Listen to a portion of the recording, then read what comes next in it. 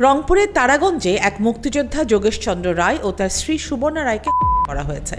শনিবার দিবাগত রাতে কুরসা ইউনিয়নের উত্তর রহিমাপুর এলাকায় তাদের নিজ বাড়িতেই এই কাণ্ড ঘটে।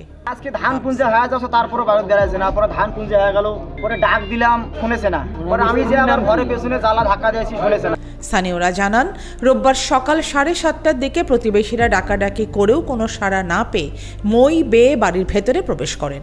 পরে দরজা খুলে ভেতরে ঢোকার পর ডাইনিং রুমে যোগেশচন্দ্র রায় এবং রান্নাঘরে সুবর্ণা রায় রক্তাক্ত মরদেহ পড়ে থাকতে দেখেন তারা। পরে পুলিশে খবর দেওয়া হয়।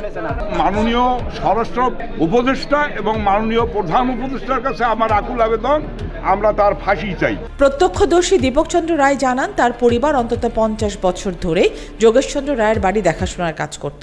প্রতিদিনের মতো রোববার সকালে ওই বাড়িতে কাজ করতে যান তিনি, কিন্তু ঘর থেকে কেউ বের না হওয়ায় সন্দেহ হয়।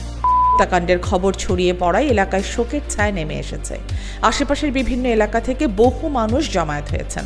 খবর পেয়ে পুলিশ, উপজেলা নির্বাহী কর্মকর্তা এবং স্থানীয় মুক্তিযোদ্ধারা ঘটনাস্থলে উপস্থিত হন। তারাগঞ্জ থানার এসআই মোহাম্মদ আবু সাইয়ুম বলেন, প্রাথমিকভাবে দুজনেরই মাথায় আঘাত করে হত্যা করা হয়েছে বলে ধারণা করা হচ্ছে।